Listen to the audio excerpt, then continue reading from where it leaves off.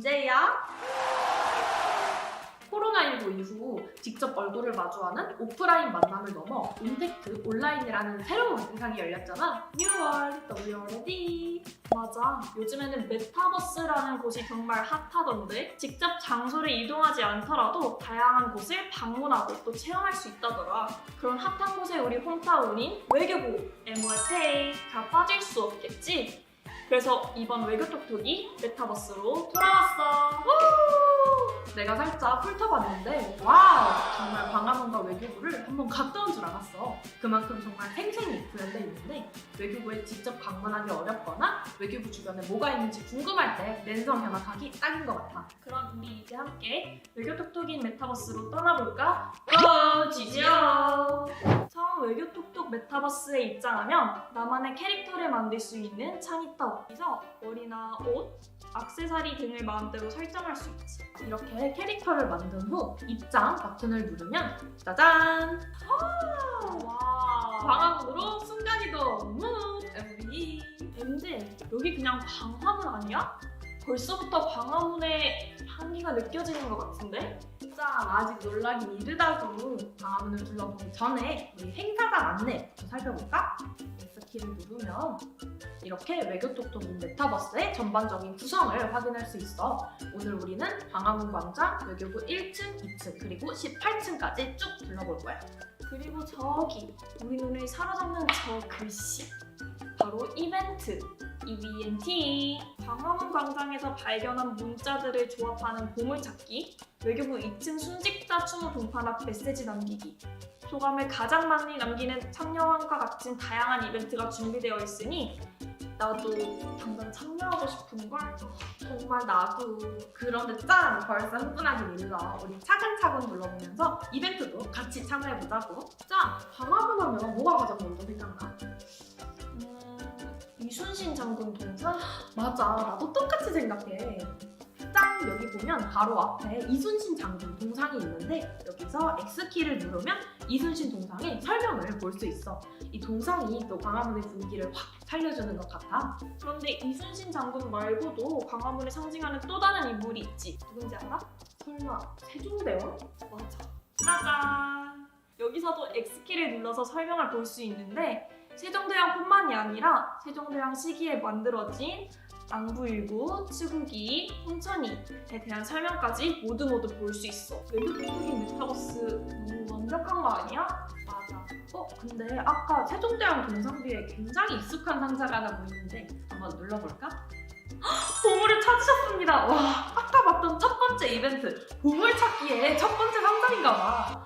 바로 글자는 부! 와, 뭔지 몰라도 정말 중요한 글자인 것 같은데 이렇게 광화문 광장 곳곳에 숨어있는 보물 상자들의 글자를 모아서 이순신 광장 옆에 있던 보물찾기 이벤트 제출로 들어가서 짜잔! 정답을 제출하면 돼. 과연 어떤 선물을 받게 될지 정말 기대되는걸. 여기서 끝이 아니야. 외교부 근처에 이게 있는지 아는 사람은 정말 몇 없을걸? 바로 사역원터, MJ. 사역원터가 뭔지 알아? 오, 처음 들어보는데? 사역원은 조선시대 외국어 통번역을 맡은 관아로 여기야말로 우리 외교부 MOFA의 전신이라고 할 수 있는 곳이지. 자, 그럼 이렇게 광화문 광장을 다 둘러보았는데 이제 외교부 MOFA를 가볼 차례겠지? 그럼 한번 외교부로 이동해볼까? 고! 지지요! MJ, 근데 나 오늘 실수로 신분증 놔두고 온 것 같아. 오늘 우리 이 외교부 투어도 여기서 끝인 거야? 아우 짱! 정신 차려. 여기는 모든 것이 가능한 메타버스. 신분증 없이도 이렇게 들어올 수 있다고. 정말 다행이지? 나를 따라와봐. 와, 1층에 들어오자마자 이 국민외교센터가 보이네? 국민과 소통하고 국민의 의견을 수렴해 우리 외교 정책에 반영하기 위해 2018년에 광화문에 설립된 그곳? 맞아. 이 국민외교센터는 광화문 외교부 1층이랑 2020년에 지어진 서초동 외교타운 1층 이렇게 총 두 곳이 있다고 해. 그런데 저기 외교부에게 바라는 점? 뭐지? 방명록이잖아? 이렇게 외교부에게 바라는 점을 적으면 월간 추첨을 통해 경품을 증정하는 이벤트도 진행하고 있다고 해. MJ, 우리도 하나 적고 갈까? 외교부 사랑해요. I love you. 바래. 외교부 사랑해요. 그러면 우리 2층으로도 한번 가볼까? 우와, 이 세계 각국에서 보낸 듯한 선물들은 다 뭐야? 멋있지? 이거 다 각국에서 준 선물이야. 하지만 여기서 가장 중요한 공간은 바로 이곳이야. 순직자 추모 공간? 맞아. 외교 현장이나 재외국민 보호 도중에 순직한 외교부 직원들을 추모하는 공간이야. 외교부 순직자 추모 메시지를 남긴 사람 중에도 또 월간 추첨 이벤트로 경품을 준다고 하니 난 나중에 투어 끝나면 다시 찾아와서 메시지 남겨야지. 그런데 저기 뒤쪽에 보이는 현판은 뭐지? 이쪽에 보이는 유엔 헌판은 반기문 유엔 사무총장 취임을 기념하면서 제작된 기념패라고 해. 우리 그럼 이제 외교 톡톡이 진행되는 본 행사장으로 한번 떠나볼까? 와, 여기 평소에는 외교장관 취임식이랑 시무식이랑 신입직원 환영식 같은 주요 행사가 개최되는 리셉션홀 아니야? 맞아. 특히 여기는 외교 톡톡 강연과 행사가 진행되는 곳이야.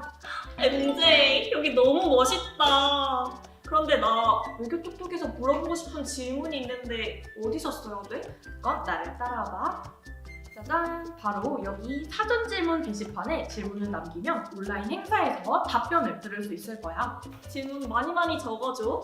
그리고 이 옆 공간으로 가면 역대 장관님들의 사진이 모두 모여있네? 강경화 장관님까지? 와, 정말 외교부 18층도 똑같다. 이렇게 외교부에 직접 방문하지 않아도 메타버스를 통해서 외교부 투어도 하고 외교관들과 질문도 주고받을 수 있다니 정말 신기하지?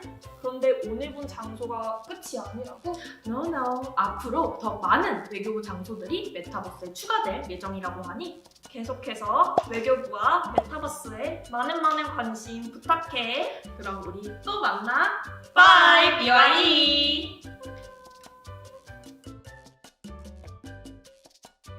환영합니다, 여러분. 저는 오늘 외교톡톡인 메타버스 진행을 맡은 외교부 서포터즈 19기 멘토 윤정윤입니다. 외교톡톡은 외교부와 청년, 청소년들이 직접 소통하는 행사로 외교부 서포터즈인 저희 프렌즈 오브 모파가 학생 여러분과 소통하기 위해 직접 기획한 행사입니다. 이번 행사는 코로나19 비대면 상황 속 참여 그리고 재미를 전달하기 위해 메타버스에서 진행되는데요. 저는 지금 외교톡톡인 메타버스 속 외교부에 선착순으로 참가 신청해주신 분들과 함께 들어와 있습니다. 제가 보이시는 메타버스 속 참여자분들은 한번 Z 버튼을 꾹 눌러주시겠어요? 네, 다들 정말 즐거워 보이는데요. 행사 중에도 강연이 즐겁게 느껴진다면 중간중간 Z 버튼 많이 눌러주세요. 또 현장에 함께하지 못하는 분들을 위해 메타버스 현장을 라이브 모파로 저희 외교부 유튜브 채널을 통해서 방송하고 있습니다. 유튜브로 참여하시는 분들도 채팅을 통해 인사와 궁금한 점 언제든지 남겨주세요. 시작하기에 앞서 오늘 저희에게 이렇게 좋은 기회를 마련해 주신 외교부의 인사 말씀을 안 들어볼 수 없겠죠? 이 자리에 외교부 장준성 정책홍보 담당관님을 모시겠습니다. 네, 안녕하세요. 외교부 정책 홍보 담당관 맡고 있는 장준성입니다. 외교톡톡인 메타버스 참여하신 모든 분들 환영하고 또 감사하다는 말씀 드립니다. 이 토크 콘서트 외교톡톡이 오랫동안 저희가 이제 해마다 해온 행사인데 코로나19 상황 때문에 좀 한동안 개최를 못했습니다. 그러다가 올해 어떻게든 여러분들 좀 다시 뵙고 모시고자 하는 마음으로 비록 이런 가상 공간이고 또 유튜브 소셜 미디어에서 하는 거지만 이렇게 소통할 수 있는 기회를 좀 마련했습니다. 그래서 이번에 우리 청년 대학생 분들의 궁금증 또 지적 갈증을 최대한 좀 풀어드리고 어떤 새로운 재미 또 의미를 드리기 위해서 저희 외교부의 그 소통을 제일 잘한다는 대표 선수들을 이 자리에 모셨습니다. 오늘 그런데 이 최고의 게스트는 여기 와 있는 외교부 직원들이 아니고 바로 여기 함께 해주시는 청년 대학생 여러분들이라고 할 수 있습니다. 그러니까 귀한 시간을 내주셨으니까 다들 생각하시는 그 우리 외교의 어떤 미래상이랄까 아니면 외교부 직원들이 어떤 일을 정말 하고 있는지 그리고 소통다운 소통이 뭔지 조금이라도 느끼고 가실 수 있기를 기대합니다. 네, 감사합니다. 네, 장준성 과장님의 인사 말씀 감사합니다. 이렇게 인사 말씀만으로도 벌써 외교톡톡에 대한 기대감이 쑥 올라갔는데요. 그럼 본격적으로 외교부 가상세계에서 개최되는 외교톡톡 인 메타버스 행사를 시작하겠습니다. 첫 순서로는 여러분들이 가장 궁금해하실 외교관이 되는 방법에 대한 강연을 준비했습니다. 외교관 분들이 직접 외교부 공채 시험에 대한 생생한 합격 비법을 공개한다고 하는데요. 두 개의 강연 중 첫 번째는 5급 공채 시험인 외교관 후보자 선발 시험에 대한 소개입니다. 이 시험은 과거 외무고시가 변화된 시험인데요. 외교부 각종 유튜브와 공부왕 찐천재에도 등장하셨던 김연목 외무사무관님을 같이 불러볼까요? 연목 사무관님. 네, 안녕하세요. 소개받은 김현목 사무관입니다. 저는 오늘 여러분께 외교관 후보자 선발 시험에 대해 설명드리겠습니다. 일단 PPT 띄워드릴게요. 네, 외교관이 되는 경로는 다양한데 그중에 제가 소개해드릴 것은 바로 외교관 후보자 선발 시험입니다. 외교관 후보자 선발 시험은 총 3개 차례로 구성되어 있는데요. 첫 번째로는 1차 시험입니다. 1차 시험은 흔히 피셋이라고 부르는 공직 적격성 평가, 그리고 헌법 객관식 평가로 이루어져 있습니다. 1차 시험을 통과하시면 2차 시험에서 총 5개 논술형 과목을 보시게 되고요. 마지막 과목인 3차 시험에서는 면접을 보시게 됩니다. 우선 이 시험에 응시하기 앞서서 이 3가지 요건을 갖추셔야 되는데요. 한국사 능력 검정 시험 2급 이상을 취득하셔야 되고, 영어는 다양한 자격증이 인정되지만 대표적인 시험인 토익 기준을 말씀드리자면 870점 이상을 취득하셔야 됩니다. 마지막으로 재외국어 같은 경우는 아래 6개 언어의 자격증을 갖고 계셔야 응시 자격이 부여됩니다. 이제 응시 요건을 갖추셨으면 1차 시험부터 응시하시게 되는데요. 1차 시험에는 피셋 그리고 헌법 2가지 영역으로 구분되고, 또 피셋은 3가지 과목으로 구분됩니다. 언어 논리, 자료 해석, 그리고 상황 판단인데요. 언어 논리 같은 경우에는 수능 국어 영역의 비문학 지문과 유사하다고 보시면 되고, 자료 해석은 각종 그래프나 표를 해석하는 능력을 묻고, 상황 판단은 특정 법조문 또는 상황을 부여하고 거기에 대한 이제 질문을 물어보는 시험입니다. 피셋 같은 경우는 각 영역별로 40문제씩 있고 90분 동안 푸시게 됩니다. 그리고 헌법도 객관식을 치르게 되는데요. 헌법은 25문제가 있고 총 25분이 부여됩니다. 1차 시험 합격자 결정 원리를 설명드리겠습니다. 1차 시험 같은 경우는 최종 선발 인원의 6에서 7배수 정도를 선발하게 되는데, 예컨대 한 해에 40명의 외교관을 선발한다고 하면은 1차 시험에서는 280명, 즉 280등까지 성적순을 끊어서 합격자가 결정됩니다. 여기서 중요한 것은 피셋 3과목의 평균 점수를 내림차 순으로 해서 성적순을 결정하게 되는데요. 단 헌법 같은 경우에는 패스페일 제도라서 60점을 넘으셔야 됩니다. 피스 점수가 아무리 높더라도 60점을 넘지 못하시면은 과락으로 불합격하게 되고요. 반대로 헌법 점수가 60점보다 더 높다고 해서 따로 이익이 주어지는 건 없습니다. 두 번째 2차 시험 설명드리겠습니다. 2차 시험은 총 5개 과목이 논술형으로 있는데요. 국제정치학, 경제학, 국제법, 그리고 이 3가지 과목을 통합하여 묻는 학제간 통합논술 1 그리고 2입니다. 1차 시험은 1차 시험과 달리 2차 시험은 논술형이기 때문에 각 과목별로 3개 또는 4개 문제 정도가 주어지고 2시간 동안 A4 크기 10쪽 분량의 답안지를 작성하게 됩니다. 2차 시험 같은 경우에는 최종 선발 인원의 약 1.3배수, 즉 앞에서 예를 들어드린 40명을 예로 한다면은 2차 시험에서는 약 52명 정도 합격하게 됩니다. 2차 시험도 이 5개 과목의 평균 점수를 통해서 성적이 산출되는데요. 단 한 과목만이라도 이 40점 미만이면은 과락으로 불합격하게 됩니다. 즉 어떤 과목도 빠짐없이 골고루 잘하는 것이 중요하겠죠. 이제 2차 시험을 통과하신 분들은 대망의 마지막 관문인 3차 시험을 보시게 됩니다. 3차 시험은 면접이고 총 3가지 영역으로 구성되어 있습니다. 집단 심화 토의 면접 같은 경우는 6명이 한 조를 이루어서 한 주제에 대해서 영어 및 한국어로 찬반 토의를 하게 되고요. 직무 역량 그리고 공직가치 인성 면접은 개별 면접으로서 어떤 특정한 주제나 가상의 상황 그리고 개인의 경험에 대해서 발표를 하게 됩니다. 단 올해와 작년의 경우 코로나 상황으로 인해서 이 집단 심화 토의 면접은 생략되었는데 내년부터 또 어떻게 변경될지는 추후에 올라올 모집 공고를 참고하시면 되겠습니다. 3차 시험 같은 경우에는 총 3가지 등급으로 나누어 합격자 결정되는데요. 만약 3차 시험에서 우수 등급을 받으시게 되면 2차 성적과 무관하게 무조건 합격을 하시게 되고, 반대로 미흡 등급을 받으시면 2차 성적과 무관하게 불합격하시게 됩니다. 우수 또는 미흡에 해당하지 않는 나머지 분들, 즉 보통 등급 같은 경우는 2차 성적 순으로 합격이 결정됩니다. 이제 각 영역별로 이제 공부 방법론을 간략하게 설명드릴 텐데요. 우선 1차 시험 같은 경우에는 기출문제의 중요성을 강조하고 싶습니다. 사이버 국가고시센터라는 홈페이지 들어가시면 역대 기출문제가 전부 공개되어 있는데, 1차 시험은 아무래도 이 다양한 루트를 통해 준비할 수 있지만 기출 문제만큼 퀄리티가 좋은 문제를 찾기는 어렵다고 생각합니다.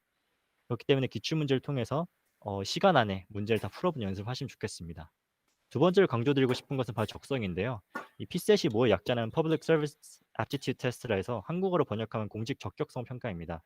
그렇기 때문에 이게 흔히들 IQ 테스트로 오해하시는 분들도 계시는데 절대 그렇진 않고 이게 각 영역별로 본인이 좀 더 적성이 맞는 영역이 있고 또 적성이 덜 맞는 영역이 있습니다. 그래서 앞서 말씀드린 그런 기출 문제의 반복 풀이를 통해서 본인이 어떤 영역에 더 잘 맞는지 또 취약한 영역은 어떻게 접근하면 좋을지를 분석하는 것이 중요합니다. 시간상 1차 시험 공부는 여기서 정리하고요. 다음으로는 2차 시험 공부 방법론에 대해 설명드리겠습니다. 2차 시험은 1차 시험과 달리 이제 논술형이기 때문에 답안 작성에 중점을 두고 공부하셔야 됩니다. 본인이 아무리 열심히 노트를 정리하고 또 교과서를 읽더라도 이 10페이지짜리 답안지에 그 내용을 현출해내지 못한다면은 합격을 하기 어려운 시험입니다. 그렇기 때문에 내가 공부하고 있는 이 내용을 어떻게 답안지에 녹여낼 것인가, 답안을 어떻게 작성할 것인가, 이것에 중점을 두고 공부를 하시는 것이 중요하겠고요.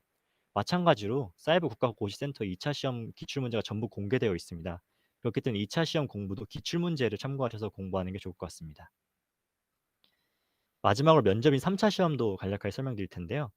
3차 시험은 면접이다 보니까 어떻게 특정 뭐 교과서를 외운다든지 뭐 필기를 하면서 공부한다기보다는 본인의 인생을 돌이켜보고 또 외교관이 왜 되고 싶은가에 대해서 고민하는 것이 가장 중요할 것 같습니다.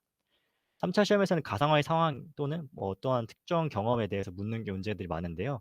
그거에 가장 이제 또 중점이 되는 그 키워드가 바로 왜 외교관이 되고 싶은가인 것 같습니다. 그렇기 때문에 본인이 1차 또는 2차 시험을 공부하면서도 꾸준히 내가 왜 이 직업을 하고 싶은가, 또 외교관으로서 무엇을 이루고 싶은가에 대해서 고민을 하시다 보면은 자연스럽게 3차 시험 공부도 어, 대비될 것이라 생각합니다. 또한 3차 시험에서는 영어로 답변하는 영역들이 일부 있기 때문에 주어진 질문에 대해서 즉석에서 영어로 답변하는 연습도 좀 필요할 것 같고요. 또 마지막으로 한 가지 강조드리고 싶은 것은 이 면접이다 보니까 이게 가끔은 내가 이 경쟁자보다 더 뛰어나다, 이 사람을 이겨야 된다라는 자세를 임하시는 분들도 계신데 이 외교관 후보자 선발 시험은 외교관을 선발하는 시험이고 또 외교부에서 같이 일하고 싶은 사람을 선발하는 시험입니다. 그렇기 때문에 면접에서도 누군가를 이기겠다라는 자세보다는 이 사람과 어떻게 협업을 할 수 있을까, 어떻게 협력할 수 있을까 이러한 자세를 임하는 것이 중요하다고 생각합니다. 일단 외교관 후보자 선발 시험에 이제 진입하시는 분들께 제가 하고 싶은 말들 좀 정리해 봤는데요. 사실 이 시험에 본격적으로 진입을 하시고 난다면은 그때부터는 이제 이 과목별로 어떻게 공부할지 또 무슨 강의를 들어야 될지 무슨 책을 봐야 될지는 차근차근 이제 준비를 하시면 됩니다. 다만 이 시험에 준비하기 전에 오히려 저는 이런 마음가짐과 몇 가지 요건들을 갖추는 것이 더 중요하다 생각하는데요. 첫째로 나는 정말 외교관이 되고 싶을까에 대한 고민이 필요한 것 같습니다. 이 외교관이라는 직업이 아무래도 다양한 업무를 수행하다 보니까 어떤 특정한 분야의 전문성을 국한되는 게 아니라 좀 다양한 업무를 수행할 줄 아는 그런 제너럴리스트의 역량이 요구되는 것 같습니다. 그 때문에 이것저것 다양한 분야에 대한 흥미가 있으시고 또 도전을 즐기시는 분들이 외교관에 더 적합한 것 같은데요. 뭐 본인이 이러한 직업 환경에 또 이제 준비가 되어 있는지 그리고 외교관을 정말 하고 싶은지 이거에 대한 고민이 이 시험 준비 앞서서 선행돼야 된다 생각합니다. 또한 외교원 후보자 선발 시험이라는 것이 이제 평균 수험 기간을 산출하기는 어렵지만 대부분의 수험생이 2년 또는 3년 이상 공부하는 시험인 것이 사실입니다. 그렇기 때문에 앞으로 내가 최소 2년 동안 온종일 공부에만 매진하는 삶을 살 수 있을지 진지한 고민이 필요할 것 같습니다. 만약에 시험 진입을 결정하셨다면은 다른 이제 일들은 잠시 제쳐두고 공부에만 집중을 하셔야 되기 때문에 혹시 본인이 미래에 이제 외교관 시험 진입을 준비하고 계시다면은 그 이전에 이 시험 기간을 견뎌낼 만한 밑거름 그리고 자양분이 될 만한 추억도 많이 쌓으시기를 추천드립니다. 마지막으로 응시 요건을 강조드리고 싶은데요.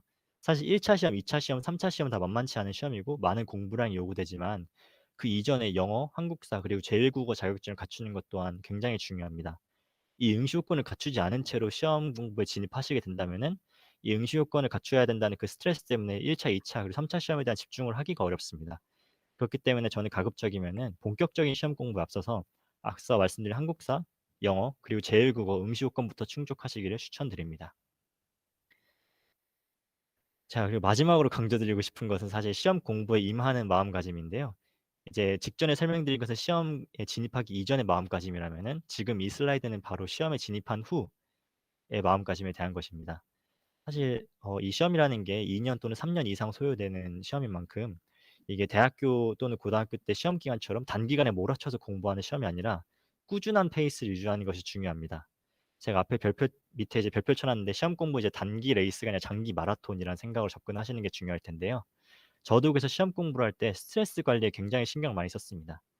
사실 공부 방법론이라든지 공부 계획 같은 것은 초반에 이제 시행착오도 좀 겪고 수험 생활 기간이 쌓이면 쌓일수록 노련해지기 때문에 걱정 안 하셔도 될 것 같은데 이 스트레스 해소법이 마련되어 있지 않으면은 빨리 지칠 수 있고 또 이게 금방 동기부여가 식을 수도 있습니다. 그 때문에 저 같은 경우는 일주일에 하루는 무조건 휴식일로 정해서 휴식을 취했고요. 그 외에 평일에도 오전 또는 저녁 시간을 할애해서 운동을 하고 또 친구와의 만남을 너무 피하지 않고 오히려 가끔씩은 친구와 만나서 스트레스를 풀고 또 대화하는 것이 제 수험 기간 멘탈 관리에 굉장히 큰 도움이 되었던 것 같습니다. 오늘 저에게 부여된 시간이 다소 촉박해서 이렇게 설명을 좀 간략하게 드렸는데요. 이후에 저희 패널 시간 그리고 Q&A 시간 때도 제가 시험에 대해서 계속 설명드릴 기회가 있을 것 같아서 혹시 제가 미처 설명드리지 못한 부분이 있다면은 댓글 또는 채팅 통해서 질문 남겨주시면 제가 또 바로바로 답변 드릴 수 있도록 하겠습니다. 이상 외교원 후보자 선발 시험에 대한 설명을 마치겠습니다. 들어주셔서 감사합니다.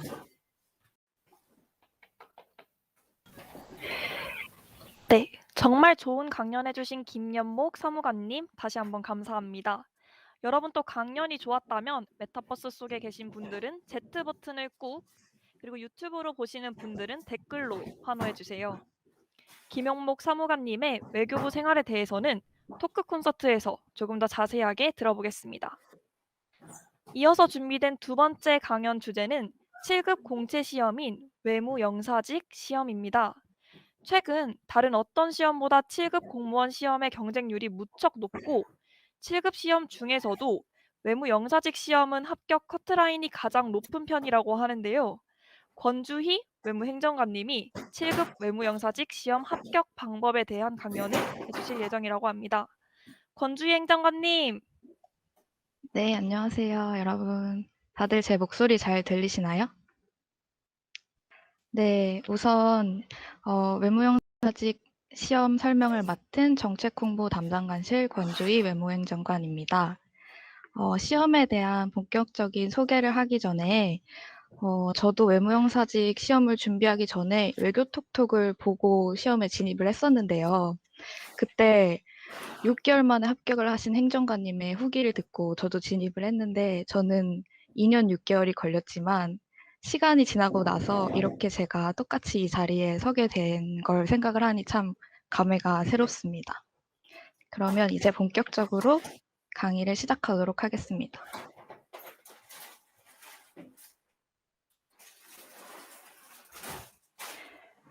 네, 외무영사직 시험은 2006년부터 기존의 외무행정직을 대체하여 만들어진 7급 직렬이고요. 외교부 소속 공무원으로서 주로 외교부와 해외 공간을 2, 3년 주기로 교대하며 순환 근무를 하고 있습니다. 응시 자격은 만 20세 이상 국민이면은 누구나 응시할 수 있고요. 또 저는 2020년도에 합격을 해서 지금 개편된 시험으로 합격을 하진 않았지만 올해에 시험이 개편되어서 1차에 피셋이 도입되었고 또 2차는 헌법, 국제법, 국제정치학, 제2외국어 전문 과목이 객관식으로 평가되고 있고요. 3차로는 면접 시험이 있습니다. 응시 요건으로는 두 가지가 있는데요. 우선 영어로는 주로 토익은 790점 이상이시면 준비를 하셔야 되고 또 한국사 능력 검정 시험은 2급 이상을 준비를 하셔야 합니다. 네, 우선 처음 1차 시험 과목으로는 원래는 국어, 한국사, 영어 과목이 있었는데요. 올해부터는 국어가 피셋 과목으로 바뀌어서 저는 피셋을 쳐보지 않아서 피셋에 관한 거는 앞서 김현목 사무관님께서 발표하신 걸 참고해 주시면 감사하겠습니다. 그리고 2차 전문 과목은 똑같은데요. 원래 20문제였던 제도가 25문제로 변경이 되었습니다. 그래서 2차 때 1.5배수 범위로 선발이 되고 있습니다. 올해 시간을 보시면 이미 3차 시험 면접까지 끝이 났고요. 합격자 발표가 이제 한 4일 앞으로 남았는데요. 모두 좋은 결과가 있으시면 좋겠습니다. 그리고 3차 면접까지 합격을 하시면 보통 11월, 12월 정도에 국립외교원에 입교를 하셔서 약 18주간의 연수를 받게 되시고요. 저도 올해 코로나 때문에 비대면 그리고 대면으로 연수를 한 17주 정도 받았고 4월 달에 외교부에 입부하게 되었습니다. 그리고 2차 시험 공부법에 대해서는 시간상 각 과목의 자세한 설명은 지금 드리지는 못할 것 같고 댓글로 남겨주시면 추후에 답변을 따로 드리도록 하겠습니다. 이제 시험이 개편되어서 제 강연이 100% 맞는 이야기는 아니겠지만 그래도 제가 시험을 준비할 때 가장 도움이 되었던 방법 또 마음가짐들을 이 자리에서 설명을 꼭 해드리고 싶습니다. 크게 3가지가 있는데요. 우선 첫 번째로 모든 과목을 100점 맞을 수 없으니 최상의 조합을 만들어내자입니다. 다들 아시겠지만 외무형사직 시험은 외교관 후보자 시험과는 다르게 객관식 시험입니다. 그래서 똑같은 한 문제를 99%를 알고 있지만 틀리는 거나 또는 1%만 알고 있으면서 틀리는 그 한 문제가 똑같이 5점 또는 4점의 점수를 잃게 됩니다. 그리고 또 합격은 결국 총합으로 결정이 되는 것입니다. 그래서 제가 추천드리는 방법은 본인이 제일 잘하는 과목 또 취약한 과목을 찾는 것입니다. 예를 들면 저는 국어에 자신이 있었고 또 점점 시험이 수능형으로 변하면서 시험 때 무조건 국어 과목을 100점을 맞아야겠다고 다짐을 했습니다. 한국사도 마찬가지였습니다. 반대로 국제법은 그 당시 추세가 국제법이 점점 어려워지는 추세여서 100점을 맞을 수 있는지 확신을 할 수 없었습니다. 그래서 그동안 쉽게 공부하던 그런 공부 방식은 더 이상 통하지 않는다고 생각을 했고 남은 시간을 따졌을 때 기출은 일단 기본으로 깔고 갔고 기본서로 다시 돌아가서 더 깊고 더 풍부하게 공부를 했습니다. 또 스페인어하고 국제정치학은 원래 과목 특성상 뭐가 나올지 모르고 확실하지 않은 과목이라 85점을 기준으로 잡았고 국제정치학은 여러 선생님의 교재를 참고해서 공통적으로 나오는 것은 무조건 외우려고 노력하고 선생님들마다 특별한 것들은 따로 모아서 여러 번 반복해서 봤습니다. 헌법은 그나마 예측할 수 있는 과목이어서 100점을 기준으로 잡아서 공부했습니다. 그래서 결과적으로는 모든 과목이 제 예상대로 나온 것은 아니었지만 100점을 목표로 했었던 국어가 정말 100점이 나왔고 그래서 합격을 할 수 있는 가능성이 더 열렸습니다. 그래서 본인이 잘 할 수 있는 것에 확실히 투자를 해서 100점을 맞으면 다른 과목이 조금 낮게 나오더라도 만회를 할 수 있습니다. 다음으로 두 번째입니다. 정말로 외웠나? 그리고 지금도 외우고 있나입니다. 제가 작년에 마지막 시험을 볼 때 그 전과는 달라졌던 점이 있다면 좀 과장을 포함해서 매 하루하루 1분 1초를 공부를 중심으로 해서 생활을 한 거였습니다. 밥을 먹다가도 길을 걷다가도 갑자기 잠깐 이거 기억하고 있나? 이거 몇 년도더라? 하고 번뜩 머리에 스치면 정말 강박증처럼 그 자리에서 바로 멈춰서 바로 책을 찾아보고 또 머리에 꾸역꾸역 넣고 꺼진 물도 다시 보자 이 표어처럼 이런 스스로에 대한 질문을 몇 번이고 의심하고 반복을 했습니다. 또 꿀팁이 하나 있는데요. 저는 평소에 링이 달린 단어장 같은 것을 사서 잘 안 외워지는 걸 거기다 다 써놓고 쉬는 시간 때 또 시간이 빌 때 계속 봤습니다. 근데 봐도 계속 까먹더라고요. 그래도 또 신기한 게 계속 하다 보면 자기도 모르게 이거는 몇 년도다. 이렇게 연도가 툭 나오고 또 머릿속에 그냥 바로 연상이 되더라고요. 그래서 뒤돌아서도 외웠는지 스스로 의심하고 책을 찾아보고 암기장 열어보고 불 끄고 누웠다가도 갑자기 불안한 느낌이 쎄하게 들면 바로 휴대폰으로 찾아보거나 일어나서 외우고 자야지 마음이 편했습니다. 근데 수험이 끝나고 나서 생각을 해보니까 그 강박증 때문에 제가 합격을 할 수 있었던 것 같습니다. 마지막으로 노력이라는 것입니다. 노력이라는 것은 굉장히 주관적인 단어잖아요. 조금만 공부를 하고서도 누군가는 나는 최선의 노력을 다했다 이렇게 말할 수 있지만 또 누군가는 나는 노력하지 않았다 할 수 있습니다. 근데 제가 수험 생활을 하면서 감명을 많이 받았던 고승덕 변호사의 합격 수기에 이런 말이 있더라고요. 남보다만 잘하면 된다. 그럼 남보다 잘하는지 어떻게 판단하나? 인간은 다 비슷하다. 내가 힘들 때 멈추면 남도 그 선에서 멈춘다. 남들보다 약간 더 괴로움이 추가되었을 때 비로소 노력이라는 것을 했다고 할 수 있다. 이 수기를 보고 저도 정말 외모형사직 이 시험 네가 이기냐 내가 이기냐 한번 죽고 죽이는 싸움을 하는 것처럼 생각을 하고 공부를 했습니다. 또 공부하다가 죽은 사람은 없다. 내가 한번 죽기 직전까지 가보자. 이런 마음으로 임했더니 어느새 제가 누구보다 강한 마음과 모습을 하고 있더라고요. 그렇게 하면서 자연스럽게 자신감도 많이 오르고 불안감도 점점 줄어들었습니다. 그래서 실제로 저는 시험이 거의 다가왔을 때 풀 전투력을 가지고 굉장히 오만한 생각이지만 와, 진짜 나보다 더한 사람이 있을까 할 정도로 자신감을 가지고 있었습니다. 그래서 시험이 끝나고 집에 오면서 실수로 틀린 한국사 문제들하고 많이 찍었던 국제법 때문에 떨어질 것 같다는 생각을 하면서도 마음은 후련했습니다. 왜냐하면 내가 할 수 있는 모든 걸 쏘아부었다고 생각을 했기 때문에. 그래서 이제 시험을 준비하시는 분들이 이 자리에도 계실 것 같은데 꼭 자신이 할 수 있는 노력을 다 하셨으면 좋겠다고 말씀을 드리고 싶습니다. 그리고 합격할 수 있다는 확신을 가지시고 이 다음에 외교부에 들어오셔서 다음 외교톡톡 강연자가 되는 꿈을 가지고 공부하시기 바랍니다. 그럼 지금까지 제 강의를 들어주셔서 감사합니다.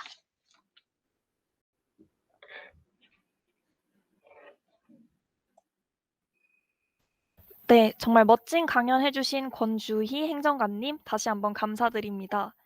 여러분도 Z버튼과 댓글로 열렬한 환호 부탁드립니다. 신입 외교관 두 분에게 듣는 합격 비법, 외교부 공채 시험을 준비하는 분들에게 정말 유익한 정보였을 것 같은데요. 하지만 여러분, 여기서 끝이 아닙니다. 외교관이 되는 방법을 알았으니 지금부터는 실제 외교관들의 삶은 어떤지, 근무 환경이나 출장은 어떤지, 외교관 분들이 몸소 겪은 생생한 체험담을 들어보고 싶지 않으신가요? 지금부터는 현직 외교관 4분을 모시고 이야기를 나누는 토크 콘서트를 시작하도록 하겠습니다. 그럼 함께 이야기 나눠주실 패널분들을 한 분씩 모셔볼까요? 외교부 온라인과 오프라인 정책 홍보는 모두 나에게로 코로나19 비대면 상황으로 오히려 더 바빠진 와중에 귀중한 시간을 내어주신 정책 홍보 담당관실 장준성 과장님입니다. 다음은 장관님 가는 곳에 내다 장관님 수행 촬영 및 외교부 유튜브 지기 강주원 PD 외무행정관님입니다. 방금 전에 외교관 후보자 시험을 소개해 주셨던 공부왕 찐천재 사무관 외교부 정책홍보 담당관실 김연목 사무관님입니다. 공부왕 찐천재에서 외교부 안내를 진행해 주셨고 외무 영사직 시험에 대해 말씀해 주신 외교부 정책홍보 담당관실 권주희 행정관님입니다. 이렇게 모두 만나 뵙게 되어 진심으로 너무 반가운데요. 한 분씩 간단하게 자기소개 부탁드립니다. 네, 안녕하세요. 저 아까 인사드렸던 외교부 정책 홍보 담당관 장준성입니다. 1분간이라 그러는데 저는 좀 짧게 인사드리고요. 뒤에 순서에 사실은 더 많은 관심 집중될 것 같아서 제 시간은 이 정도로 마치고 아까 말씀드린 것처럼 질문은 그 유튜브의 실시간 채팅을 이용하셔도 되고 최대한 많이 남겨주시면 제가 최대한 많이 답변을 드리도록 하고 이 시간이 안 되면 안 되는 대로 답변을 드릴 수 있도록 할 테니 혹시 원하시는 분들 한해서는 유튜브 이 실시간 채팅창에 질문과 함께 이메일 주소 같은 거 남겨주시면 더 저희가 유용하게 답변 드릴 수 있을 것 같습니다. 고맙습니다.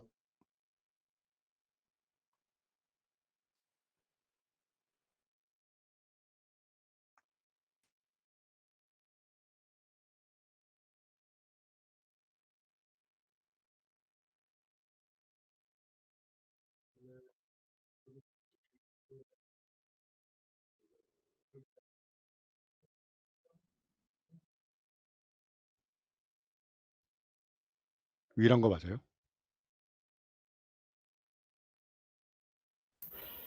네, 안녕하세요. 저는 2019년도에 외교관 후보자 선발 시험 합격하고 2020년도 국립외교원 연수를 거쳐 올해부터 외교부 대변인실 정책 홍보 담당관실에서 근무하고 있는 김영욱 사무관입니다. 잘 부탁드립니다. 안녕하세요. 저는 올해 4월에 입부해서 약 7개월 차 된 정책홍보 담당관실 신입 외무행정관 권주희입니다. 반갑습니다. 네, 너무 반갑습니다. 오늘 이렇게 패널로는 정책 홍보 담당관실과 디지털 소통팀 분들이 참석해 주셨는데요. 토크 콘서트에 앞서 많은 분들께서 외교부, 외교관에 대한 사전 질문을 보내주셨는데요. 오늘 이 자리에 오늘 이 자리에서 여기 계신 외교관님들께 하나하나 여쭤보도록 하겠습니다. 첫 번째 주제는 코로나19 시기 비대면 외교 활동에 대한 얘기입니다. 그럼 첫 번째 질문은 장준성 과장님께 드리겠습니다. 코로나19로 비대면 그리고 디지털 외교가 화두입니다. 정책 홍보 담당관실 과장님이신데 혹시 어떤 일을 하시는지 업무에 대한 간단한 소개와 비대면 활동 속에 우리 외교부에서 도입한 신선한 프로그램이 있었다면 소개 부탁드립니다.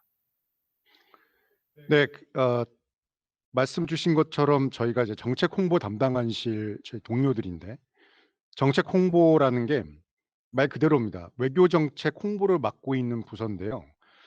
그러니까 말 그대로 우리 외교 정책의 방향, 성과 이런 것들을 국민들께 잘 아뢰는 일을 하고 있습니다. 근데 이게 한쪽 방향으로 아뢰는 게 아니고 쌍방향으로 저희는 아뢰고 국민들께서는 어떤 피드백, 이른바 피드백, 의견을 주시고 하는 과정을 최대한 지향하기 때문에 좀 더 정확하게 표현하면 홍보라기보다는 소통에 가깝고 실제로 저희 정책 홍보 담당관실에는 디지털 소통팀이 있습니다. 그래서 오늘 같은 메타버스 행사도 마찬가지고 소셜 미디어, 유튜브, 페이스북, 인스타그램, 트위터, 블로그 다양한 방식으로 다양한 채널을 통해서 저희가 이 어떤 정책을 이제 수행을 하고 어떤 정책 성과가 있는지 말씀드리고 관심 있는 이슈에 대해서 조금 더 설명을 드리고 또 말씀을 듣고 할 수 있는 것들을 해볼 수 있도록 소통을 전담하는 부서라고 생각하시면 될 것 같습니다. 네. 그래서 사실은 이 코로나 상황에서 이런 그 역할의 비중도 커졌는데 저희가 좀 더 간결하고 쉽게 좀 다가가기 위해서 이 동영상 예를 들면 숏폼이라고 하죠. 30초 휙터뷰라는 코너를 만들어서 그러니까 30초 동안 우리 정책에 대해서 설명을 하지 못하면 그 설명은 하나만 하다라는 컨셉으로 아주 고위급 공무원부터 갓 들어온 신입 직원들까지 30초 동안 자기가 담당하는 행사나 정책에 대해서 설명하는 미션을 수행하고 실패하면 가차없이 잘라버리고 보신 분들도 많으실 텐데 그런 픽터뷰 같은 컨텐츠를 이제 예를 들 수 있고 그 외에 최근에 뭐 이광수 배우님이나 홍진경님이나 이런 분들의 그런 인플루언서들을 모셔서 함께 협업하는 그런 또 홍보 컨텐츠를 많이 만들고 있습니다. 그 외에도 저희가 외교 현장에서 그냥 신문에서 찍는 굉장히 진지하고 근엄한 행사 사진 말고 외교 현장 이면에 그 여러 사람들의 땀과 노력이 묻어나는 현장감이 있는 사진, 그걸 빅컷이라고 저희는 얘기를 하고 있는데 그런 사진들을 개발하고 발굴해서 그런 것들을 통해서 좀 더 친숙하게 국민들께 다가가는 소통을 하기 위해서 노력하고 있습니다. 이상입니다. 정말 좋은 답변 감사합니다. 그럼 이어서 두 번째 질문입니다. 이 질문은 공부왕 찐천재 콘텐츠에 출연하신 두 신입 외교관 분들에게 해보겠습니다. 콘텐츠 기획 의도와 출연 후 에피소드가 궁금하다고 하시는데요. 혹시 주변에서 길 가다 알아보시는 분이 있었나요? 라고 질문 남겨주셨습니다. 네, 안녕하세요. 저는 외교부에서 기획 홍보 업무를 담당하고 있는 김현목입니다. 제 업무에 대해서 먼저 설명드리자면은 기획 홍보라는 게 뭐냐면 이제 국민께서 쉽고 흥미롭게 이제 외교부의 주요 정책이나 행사들을 이해하실 수 있도록 홍보하는 업무인데요.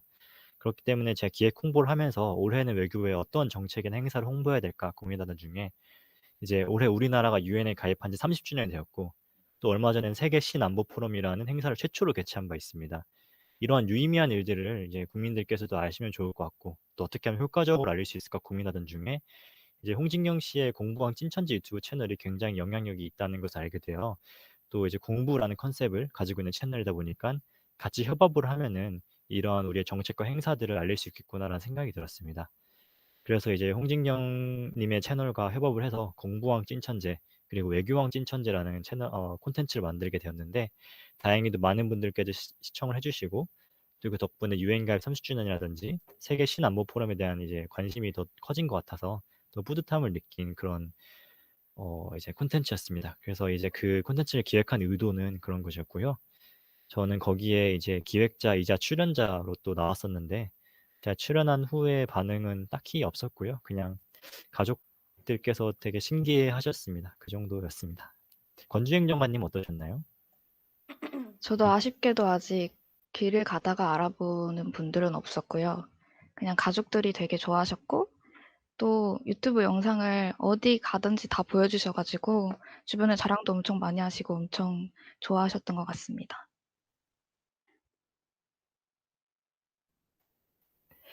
네, 그럼 다음 질문으로 넘어가도록 하겠습니다. 외교관 하면 처음 떠오르는 이미지는 국내와 해외를 순환하며 근무하고 또 출장을 다니는 매우 역동적이고 다양한 경험을 하는 사람인데요. 1년에 반을 해외 출장을 다닌다는 강주원 행정관님께 질문 드리겠습니다. 혹시 다음 주에는 어디로 출장을 가시나요? 또 출장을 즐기시나요? 가장 멀리 갔던 출장과 가장 길게 갔던 출장, 그리고 BIP분 수행 중 특별한 에피소드가 있는지 궁금합니다. 네, 잘 들리십니까? 네. 저는 대변인실 디지털 소통팀에서 영상 제작, 촬영, 편집, 기획 등을 담당하고 있고, 그리고 외교부 공식 유튜브도 담당하고 있습니다. 말이 나온 김에 저희 외교부 공식 유튜브, 네, 구독 부탁드립니다. 네, 제가 출장을 가면서 여러 가지 경험들을 한번 짧게 공유해 드려 볼 텐데요.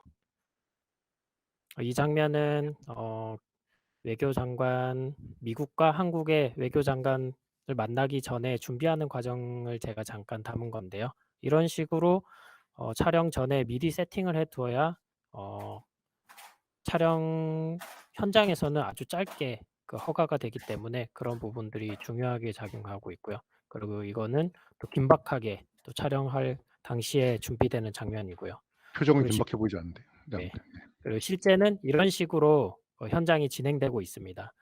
특히 코로나 시국이어가지고 다 모든 분들이 다 마스크를 쓰고 있는 장면인데요. 여기는 이제 G7 때 영국에서 독일 외교장관과 만날 때 장면입니다. 그리고 이 장면은 미국에 진단 키트를 보낼 때 활주로까지 가서 보도 자료를 촬영한 장면인데요. 이렇게 좀 위험한 곳에도 가끔은 가게 되는 경우가 있습니다. 그리고 외교관이라고 하면은 항상 검은 세단을 타고 격식 있는 모습만 생각하시는데 이렇게 하염없이 기다릴 때도 있습니다. 참고로 여기는 뉴욕의 맨하튼입니다. 제 전화 기다릴 때 아니었나요? 과장님 전화를 기다리면서 다음 일정을 어떻게 해야 될지 정하는 장면이었습니다. 그리고 이것은 국내에서 기획 영상을 제작할 때 제 장면인데요. 제가 출장 얘기를 좀 깊게 했지만은 이런 식으로 국내에서는 기획 영상을 제작하고 또 외교부 유튜브를 통해서 홍보하고 있습니다. 그래서 이런 좋은 장면과 좋은 영상, 좋은 사진, 그래서 여러분들께 외교부라는 모습을 좀 더 알려드리고 소통하는 그런 외교부가 되고 싶어 지금 열심히 일하고 있습니다. 그리고 이렇게 가끔은 다른 나라 오피셜 포토그래퍼나 영상 비디오그래퍼를 또 이렇게 친하게 될 때도 있고요. 그리고 가끔 이렇게 귀빈분들과 직접에서 어떤 모습이 더 좋을지 상의하는, 물론 제가 아니지만 같이 출장 갔던 직장 동료를 찍었지만 이런 식으로 소통하는 장면이 있고요. 그래서 이렇게 귀빈하고도 친하게 지낼 수 있는 장면입니다. 그리고 좀 다른 거를 하나 보여드리면은 여러분들이 아까 과장님께서 말씀하셨는데 주로 출장 같은 데를 갔을 때 보안이라든지 테러, 안전 등의 이유로 그 나라에서 현지 경찰이라든지 다양한 분야의 공무원분들이 모터케이드라는 상황을 연출은 아니고 이렇게 해 주십니다. 잠시만요. 준비하신 동안 강행정관님 왜 강경화 전 장관님 사진만 있고 지금 장관님 사진은 잘 없나요? 지금 장관님과는 조금 서먹서먹한 부분이 있어서 이번 출장 때 좀 친해 보도록 하겠습니다. 네, 꼭 좀 붙어서 찍어보시죠. 알겠습니다. 네.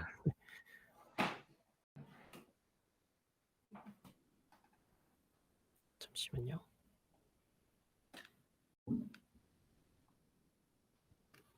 네, 장면은 방금 말씀하신 것처럼 모터게이트의 장면인데요. 보안이라든지 안전 등의 이유로 저희가 가는 이 도로를 좀 더 원활하게 해주는 그런 장면이고요. 여기는 중국 샤먼시입니다.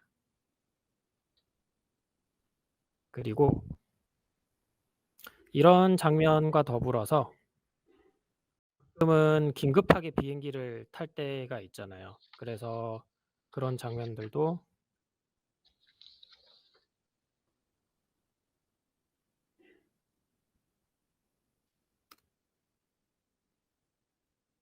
잠시만요.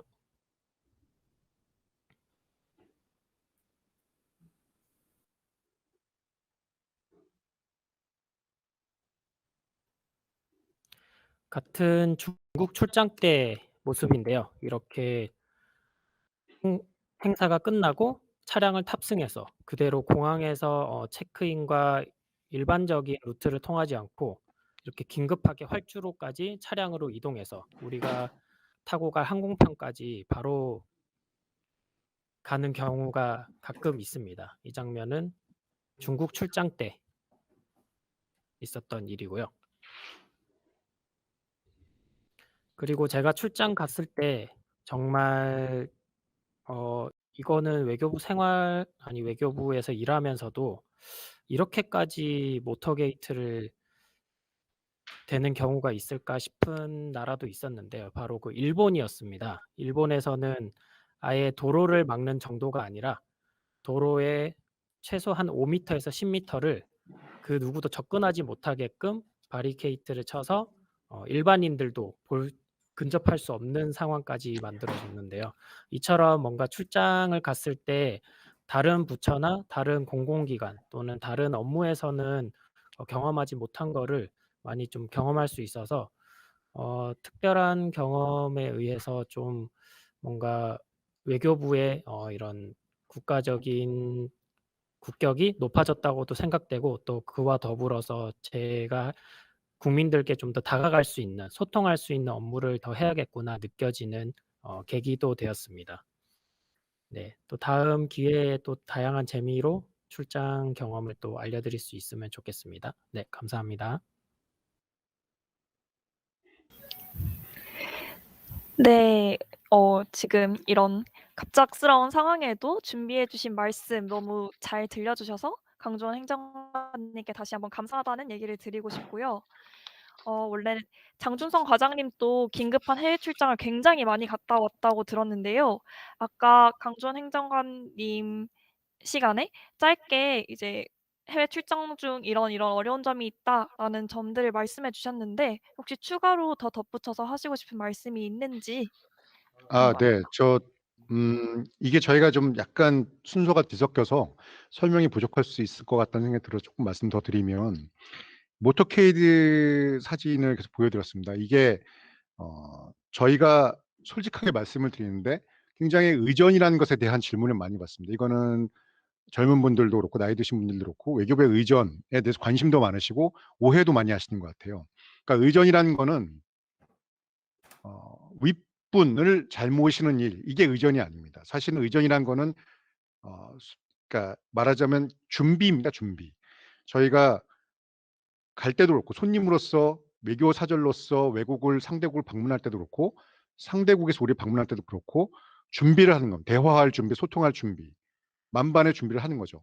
이 사람들한테 사고가 나면 안 되니까, 이 사람들이 시간에 늦게 지각하면 안 되니까, 이 사람들이 뭔가 아프거나 뭔가 상황에 닥쳐서 못 만나게 되면 안 되니까 약속 정해져 놓은 약속에 정해져 놓은 시간에 장소에 맞출 수 있게끔 최대한의 지원을 하는 게 의전입니다. 그래서 이거는 사실은 이게 아주 제한적인 경우에 대한 특별한 어떤 예우죠. 그리고 저희가 하는 만큼 똑같이 상대도 하는 거고 상호가 갖고 있는 어떤 규범의 틀이 있습니다. 그러니까 이런 것들 나중에 또 설명드릴 있을 텐데 많이 오해하시는 게 외교관들은 늘 이런 대우를 받으면서 이런 여건 속에서 살 것이다 생각하지만 사실은 우리를 대표하는 얼굴, 장관, 대통령 또는 차관 이런 분들이 갈 때 그분들이 대표해서 대화를 하고 소통하기 때문에 이분들이 제 시간에 장소에 도착할 수 있게끔 서로가 약속한 대로 지원을 해주는 거고 그 뒤에 수많은 아까 중국이든 일본이든 미국이든 러시아든 우리 한국 외교부 직원들이든 그 직원들은 뒤에서 정말 보이지 않는 엄청난 고생을 하고 있습니다. 그런 고생들이 드러날 수 있도록 저희가 그런 게 전달될 수 있도록 하는 게 저희 홍보의 어떤 목적인데 그런 게 저희 B컷 아까 말씀드린 컨텐츠 이미지 컨텐츠로 많이 좀 보여드리려고 하고 있고요.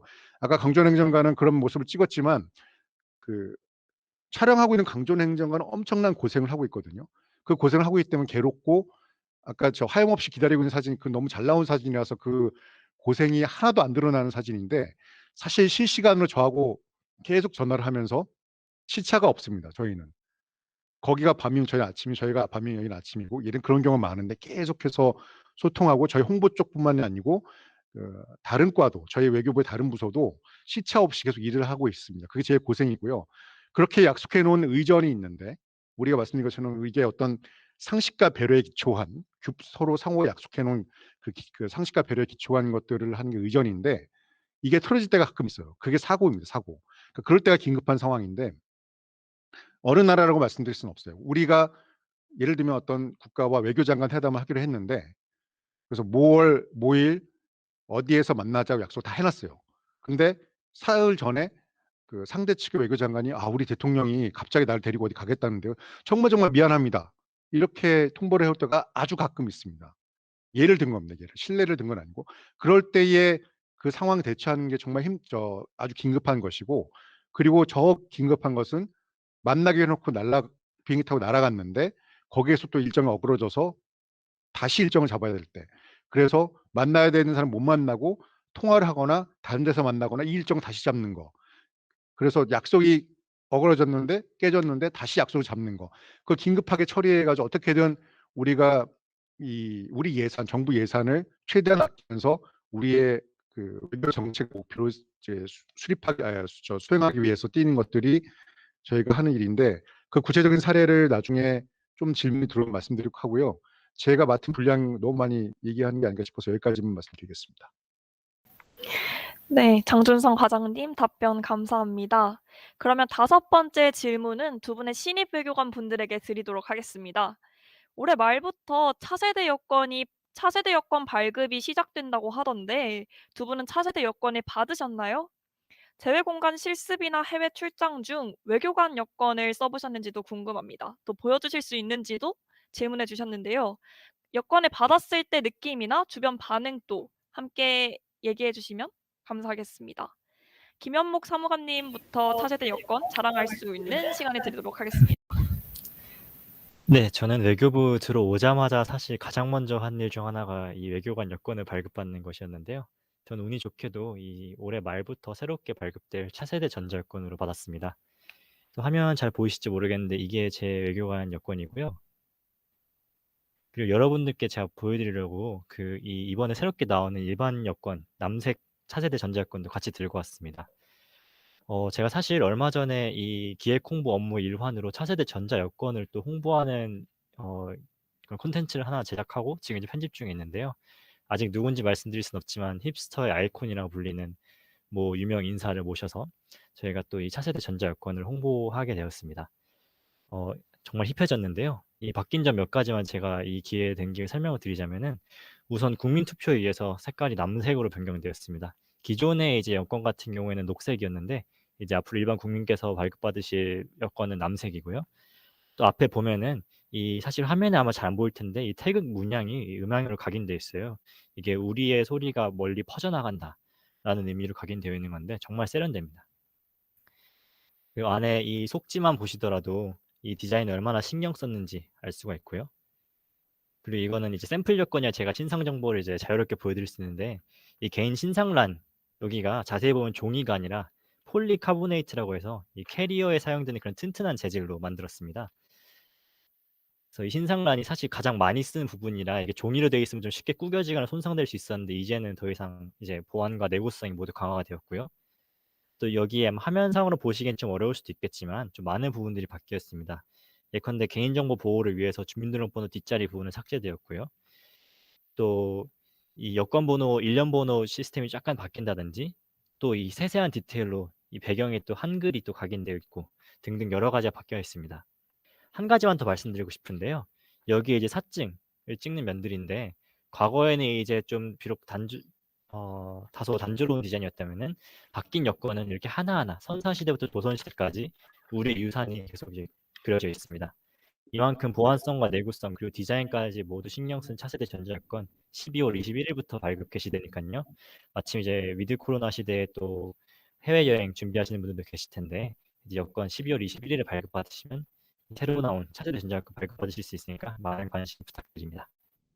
권진경관님 혹시 여건에 대해 부연 설명해 주실 게 있으신가요? 네, 저도 얼마 전에 새로운 여권을 발급받았는데요.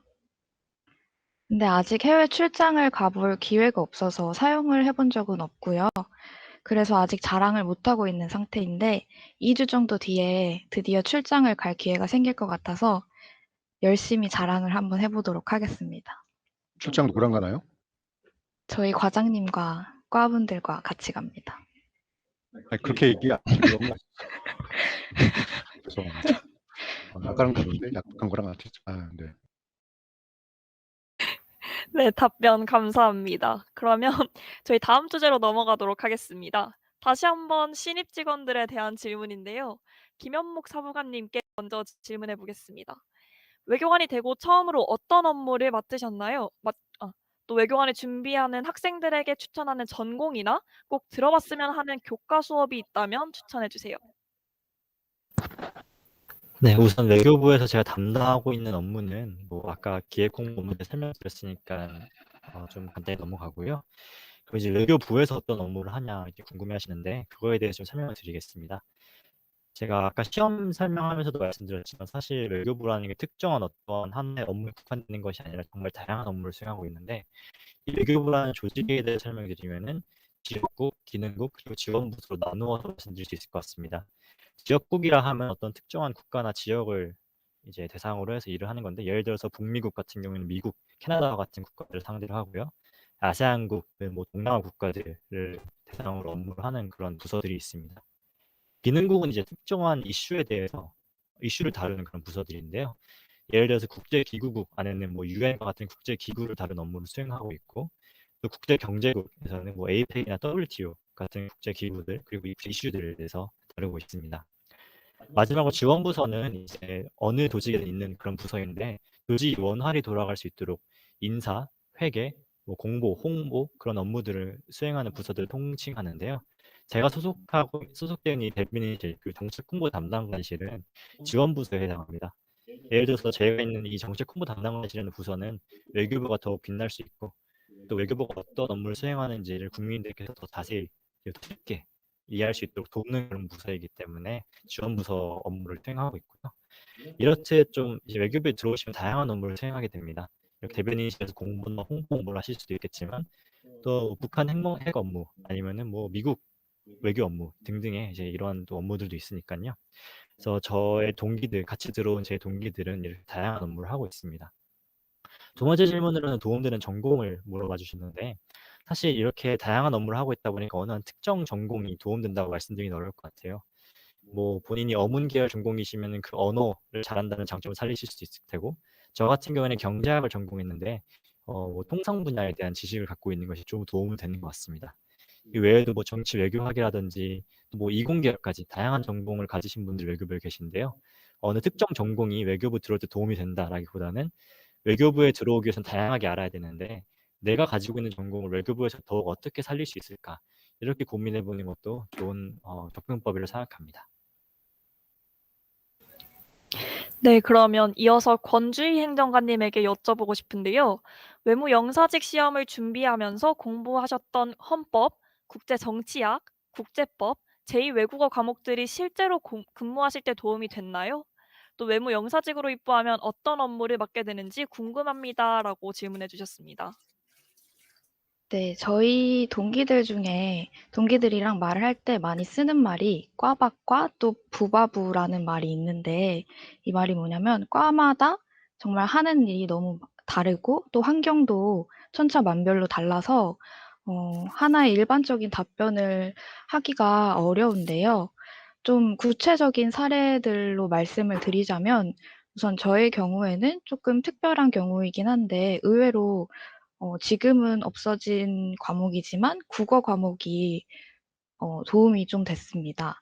공문이나 전문 쓸 때 또 보고서를 쓸 때 또는 카드 뉴스 같은 걸 검토할 때 표준어나 띄어쓰기 또 로마자 표기법 등이 굉장히 중요한데 어 국어 공부를 할 때 그 당시에는 사실 '이런 걸 왜 이렇게 까다롭게 공부를 해야 되나.' 불만이 많았었는데 막상 입부를 하고 나니 이렇게 업무에 요긴하게도 쓰이는 거를 알고 나서 공부하길 참 잘했다는 생각이 들었고 또 이런 생각이 들고 나니깐 지금 바로는 도움이 안 될 것 같은 과목들도 나중에는 다 도움이 될 것 같다는 생각도 들었습니다. 또 제가 국회 관련 업무도 맡고 있는데 국회 일정을 알아볼 때 헌법 과목이 도움이 되기도 했고요. 또 저의 다른 동기들의 경우를 들자면 지금 외교부 여러 과에 포진이 되어 있는데 예를 들어서 불어를 선택하고 들어온 동기의 경우 지금 아프리카 이과에서 일을 하고 있는데 출장 시에도 불어를 잘 사용을 하고 있고 맡고 있는 국가의 상황이나 정세 등을 파악할 때도 불어를 잘 사용하고 있는 것 같습니다. 그리고 특이하게는 스페인어를 선택하고 들어왔지만 유라시아 이과에서 일을 하게 되어서 현재 러시아어를 새로 공부하고 있는 동기들도 있고요. 그래서 지금 공부하고 있는 과목들이 굉장히 다양하게 사용이 현재도 되고 있고 앞으로도 될 것 같다는 생각을 하고 있습니다. 권주행 장관님은 스페인어를 잘하시죠? 잘하진 못하고 그 유튜브에서 채팅으로 구현하다님이 부서간 이동 자주 있는지 물어봐 주셨는데 저희 외교부 내에서 순환 근무가 좀 비교적 자주 이루어지고 있는 편이라 국내에서도 1년 또는 2년 단위로 부서가 이제 이동되는 경우가 많이 있습니다. 네, 오늘 이렇게 다양한 이야기를 듣다 보니까 외교관 정말 멋있다라는 생각이 다시 한번 드는데요. 지금부터는 현장에서 질문을 받아보는 시간을 가지겠습니다. 오늘 강연과 토크 콘서트를 듣고 궁금증이 해소되지 않았던 분들은 질문 게시판 또는 유튜브 댓글로 많은 질문 남겨주시면 저희가 선택해서 지금 현장에서 답변 드리고 또 오늘 답변 드리지 못한 질문은 모두 유튜브 댓글로 질문으로 옮겨서 답변을 드릴 예정이니까요. 궁금한 점이 있다면 언제든 편하게 질문 적어주시면 됩니다. 네. 지금 유튜브 실시간 채팅에 또 올라왔는데 지민박 님께서 스페인어 공부를 얼마나 하셨는지 혹시 외국어 자격 시험의 경우 뭘 준비하셨는지 여쭤봐도 될까요? 저 때문에 이거 죄송합니다. 이거 어떡하지? 하셔야 될 것 같은데 답변. 네. 제가 답변 드리도록 하겠습니다. 저는 스페인어 교환학생으로 1년 정도 다녀온 적이 있고요. 근데 그 교환학생 경험은 사실 그냥 꼭 필요한 경험은 아니고 스페인어를 어 모르시는 분들이라도 처음 시작하시는 분들이라도 한 1년 정도 공부하시면 충분히 시험을 푸실 수 있는 정도의 시험이라고 생각을 하고요. 또 외국어 자격 시험은 저는 쳐 보진 않았지만 이 객관식 스페인어 시험을 준비하기 위해서 플렉스나 스날트나 뭐 여러 가지 델레까지 공부를 하긴 했었습니다. 네, 또 아까 전공 관련된 답변에 이은 질문인 것 같은데요. 다양한 전공을 가진 분들이 외교관으로 활동하시는데 혹시 정외과 출신이 아닌 분들이 외교관 활동을 하시면서 자신의 전공을 활용한 그런 기억에 남는 경험이 있는지 궁금하다고 하십니다. 제가 얘기할까요?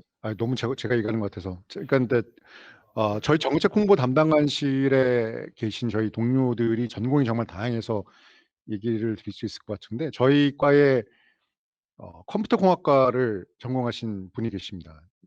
네, 실명을 언급하고 싶은데 싫어하실 것 같아서 안 할 텐데 이분이 코로나19 상황에서 저의 주요 임무 중에 하나가 코로나19 초기에 우리 교민들을 재빨리 전세기에 태워들여서 국내 송환하는 일이었습니다. 그 일이 엄청나게 중요하고 시급한 일이었는데 그때 이제 통신 사정이 열악한 모 국가의 공간의 경우에는 자 이제 인터넷 홈페이지 저희 제1공간 홈페이지에 인터넷 홈페이지로 저희가 언제 뭘 며칠에 비행기를 띄울 테니 이걸 타시고 오시면 됩니다라고 공지를 해야 되는데 그 공지가 안 뜨는 거죠.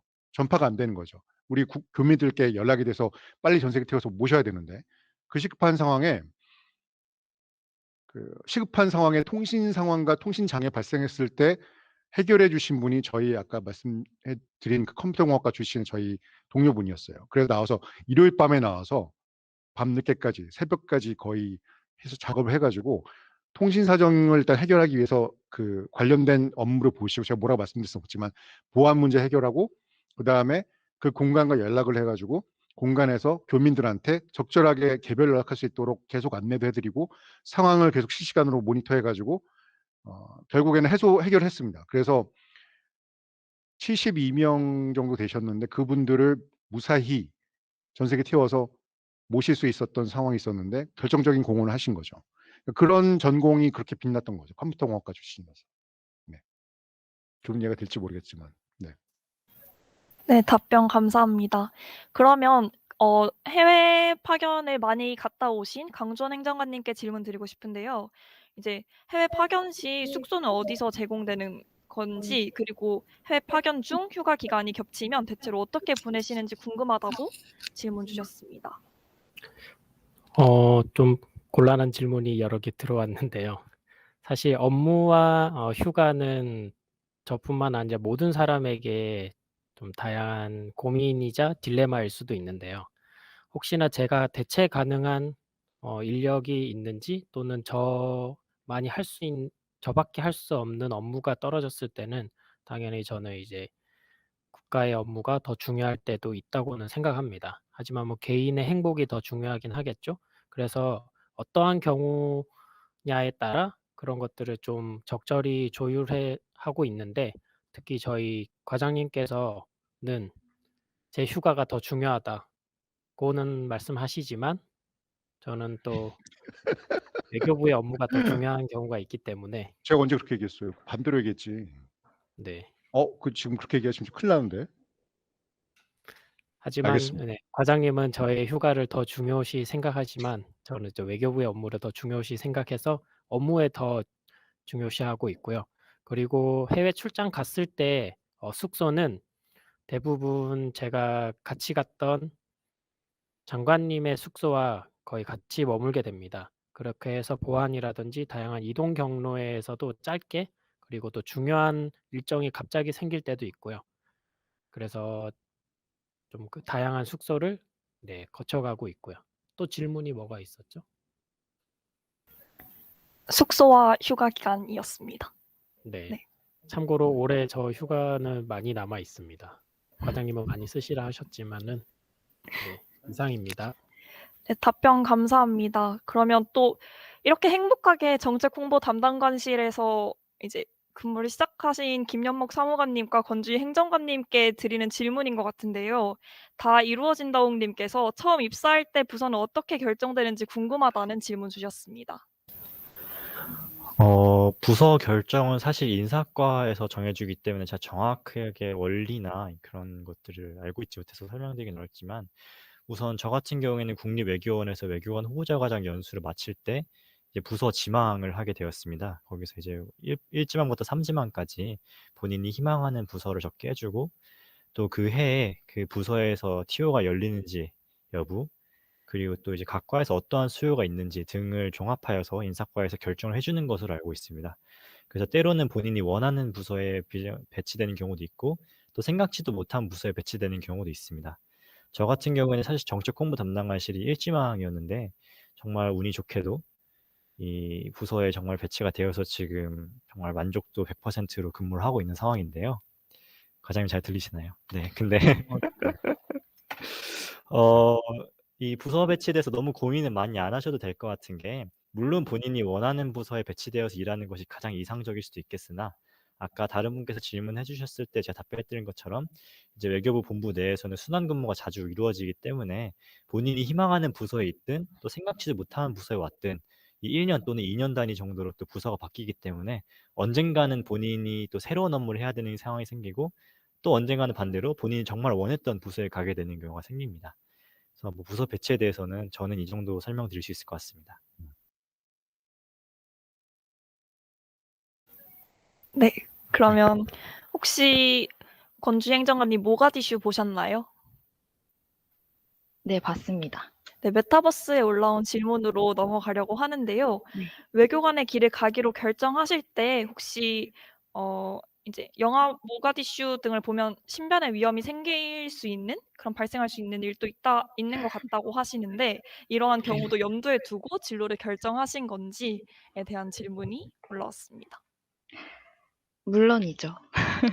사실은 그런 것들도 처음 결정을 할 때 영향을 끼치긴 하는데 사실 수험 공부를 저는 아까도 말씀드렸지만 2년 6개월을 하다 보니까 공부를 하다 보니 점점 그런 목표들이나 뭐 어려움에 대한 것들은 잘 좀 잊혀지고 '합격을 일단 해야겠다. 합격하고 나서 생각하자.' 이런 생각을 하고 일단 합격을 했더니 모가디슈 영화도 나와서 봤더니 정말 장난이 아니더라고요. 이게 현실이더라고요. 그치만 그걸 제가 다 선택을 하고 들어온 고심 이상 다 감수를 해야 되는 거라고 생각을 하고 있고 외교관의 숙명이라고 생각을 하고 있습니다.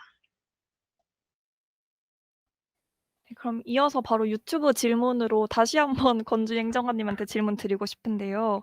행정관님들 동기분들 중에 혹시 유예하셨던 분들이 또 많은지 아마 수험생 분인 것 같은데 질문 주셨습니다. 의무영사직으로 유예하신 분이요. 유예 가능한지 유예는 그리고 보통 학업 이 조금 남으시면은 한 1년 정도는 유예가 가능하다고 알고 있습니다. 실제로 김은목 네. 사무관님께서 학업 때문에 1년 정도 유예를 하신 걸로 알고 있는데. 네. 이게 외교관 후보자랑 외무영사직 유예 제도가 조금씩 다를 수는 있는데요. 외교관 후보자 같은 경우에는 연수를 시작하기 전에 이 유예를 하는 경우도 있고 또 저처럼 연수를 마친 후에 입부 전에 학업을 마치기 위해 유예를 하는 경우도 있는데 저는 그래서 한 학기를 마쳐야 되는 상황이었어서 졸업을 위해 반년 유예를 했었고요. 저희 동기들 중에서도 많지는 않지만 학업이 남으신 분들은 유예를 하기도 하셨습니다. 네. 그럼 아까 사진을 보니까 강주원 행정관님이 외교관 직업에 대해서 뭔가 프라이드가 강하신 것 같은데 메타버스에 올라온 질문 중에 하나가 이제 외교관 분들이 직접 생각하시기에 '나 이래서 정말 외교관 되기 잘했다.' 하는 순간 또 '외교관 되니 이런 점은 정말 힘드네.' 하는 순간이 있었는지에 대한 질문에 대한 답변 부탁드립니다. 사실 외교관이라고 하면은 여러분들이 생각하시는 이미지가 분명히 있으실 거라고 생각합니다. 하지만 그런 보이는 곳에서 일하는 외교관들 뒤에 한 명의 외교관 뒤에 100 명이 그 하나의 어떠한 이슈나 또는 어떠한 외교적 그런 성과를 위해서 많이 준비하시는 분들이 계십니다. 그래서 대한민국의 이제 국격이 올라가는 것들도 다 그런 뒤에서 보이지 않는 곳에서 일하시는 분들의 헌신과 희생이 좀 있지 않나. 또 그런 장면들을 제가 많이 담고 또 이제 국민분들께 소통하면서 많이 느끼는 부분들에서 더 제가 담고 있는 외교부에 대해서도 좀 자부심을 느끼고 있고요.